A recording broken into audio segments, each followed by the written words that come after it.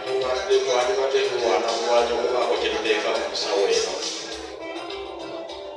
Ebyenjawulo bigenda mu maaso, omwana asobola okugenda wali bamusomesa wova ku kisolo ani addako wovako yaddako kye okutuukira ddala ku mpya zaffe. Kakati mu Luganda abantu abamu emmonge bagiyita entukulu era twakulera ewaffe bagamba entukulu yalidde ki mu byennyanja amaaso ate ne bagiyita engonge kati ate Luzungu ne bagiyita ota. Engonge kisolo ky'amaanyi kirungi nnyo. Ekimu ekiri uniiki ku ngonge kyekisolo ekisinga mu bisolo byonna Katonda bye yatonda kyekisolo ekisinga okubeera n'ebyoya ebingi. Olususu lwako thickness ng'omugaso gwakyo kukiyamba obutanyogoga nnyo mu environment eyo gyekibeera ey'amazzi. Kyekimu ku kisolo ekiri muzungu agile mu mazzi. Teri mu buzi kisolo kisinga ngonge kuwuga mu mazzi nekikyuka nekigiramu nekiyimira nekiddayo kyekisolo ekisinga okubeera agile mu mazzi era kigawoomerwa nga kizannya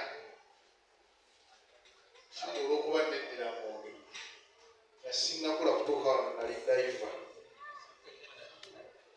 wa diving nabusomera eyo Malawi bayitayo Mangudde kuleke Malawi nalikola masters degree era wenajja wano nga nakadda afe diving okebera obutimba wansi eyo oba cages nga zakatambula naye kati nakuze sikya diving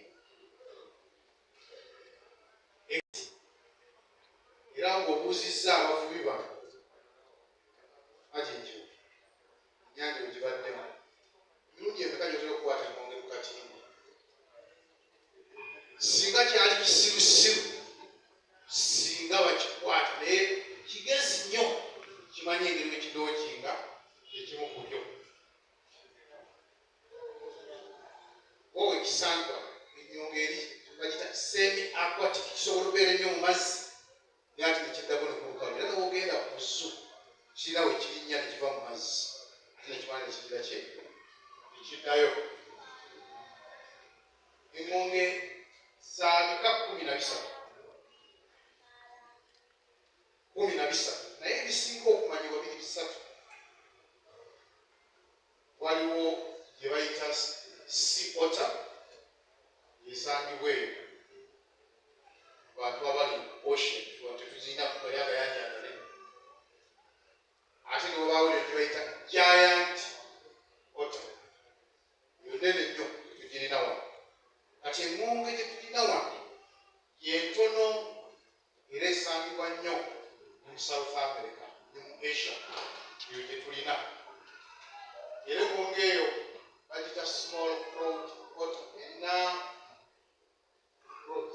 zenjala erina enjala kuza tujja gikebera tunagenda abagala okukebera ku ngonge eri preserve department y'enkulembere Makerere tugirina mu miziro ate era abaana nabo mbasindike kubanga okubanga 5-7 omwezi ogujja tugenda kwekisiki y'ebintu ebyo odran abaana mbasindike abo babirabe engonge ebeera mu mazzi eida mugga emigga egitadduka nnyo mu kiraba olumu edukala amazzi egenda nayo abantu bangi bakuteeka ku mazzi oyinza obutabugana ewetaaga gigatambula ebeera mu nnyanja emu wetlands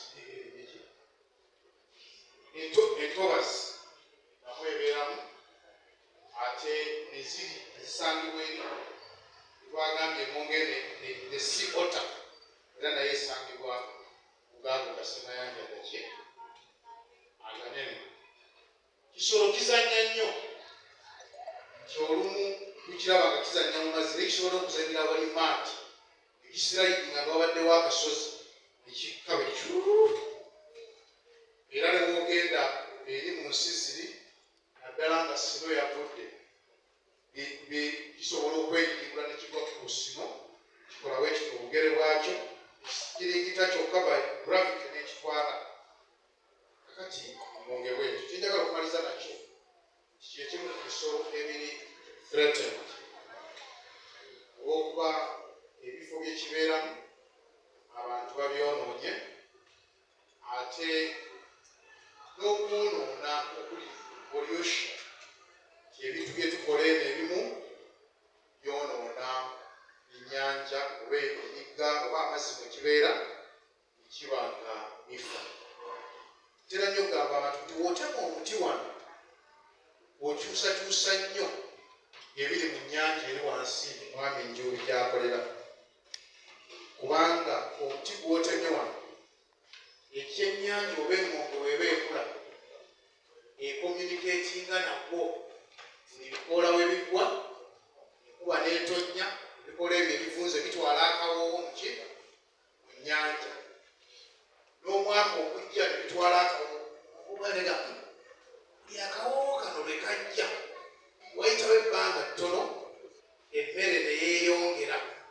Emmere weebaawo newenzaala abaana bange tebajja kufa kati gwewo okutema coordination y'akawoowo kali engonge keekozesa okumanya nti wayita emyezi ebiri akawoowo kano nga kazze emmere ebaawo oba okijjeewo n'odisorganizing okuzaala kwayo approximate and ultimate cues that govern the production. Ennyanja emmere yayo esinga obukulu naye ebikere ebirya n'ebisolo ebyo obuwuka obutonotono bubeera mu nnyanja n'obugege obwo obutono nabwe bulya. Abavubi tebatera kujaagala oyisanga ebyennyanja mu katimba nga babikutte womerwa nnyo eriiso ate na buli wamungu wano atera oli womerwa. Benard Muwanga omwogezi w'ekika ky'Engonge mu Uganda ne mu nsi yonna. Neebaza nnyo bazzukulu ba Kisolo olw'okujjumbira enteekateeka zonna ez'ekika ky'Engonge. Naye mu ngeri ey'enjawulo njagala okubanjulira enteekateeka eno gye tuliko ey'okukuza akabonero kaffe ak'enjawulo mu nsi yonna, kubanga mu kaseera kano ffe muziro gwokka ogumanyiddwa tigulina olunaku olujagulizibwa mu nsi yonna. Nga mulundi guno tugenda tujaguza ng'ennaku z'omwezi 27 omwezi ogwokutaano omwaka guno gwennyini gwe tulimu. Naye enteekateeka eyo tugitaddemu ebinnonogo n'ebikujjuko eby'enjawulo. Omubadde n'ekyolunaku lwaleero wano e Mukono ng'essaza Kyaggwe lidde empanga ne litandika enteekateeka eno. Omubadde okuteekateeka bannalulungi, omubadde ekyeggulo, okubadde okunoonya ssente nga bazzukulu ba Kisolo baleeta essente.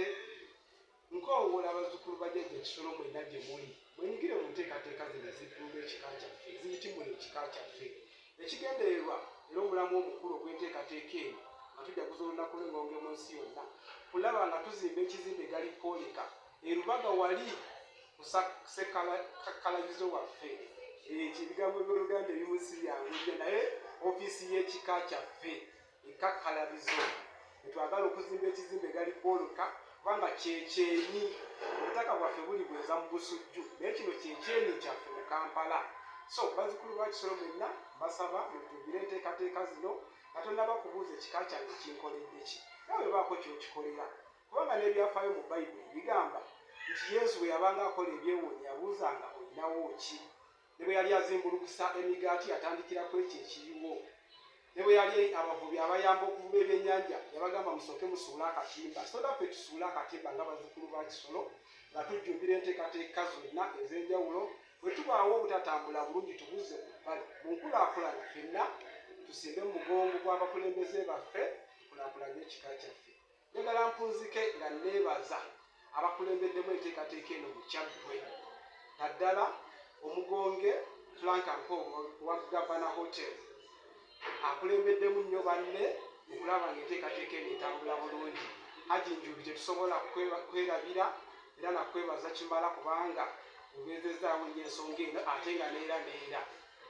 Abalabi ba Kingdom TV nammwe mwenna abawuliriza ba NBS baza kimala, naye nsaba mwenna mujjumbire enteekateeka z'Engonge lutikko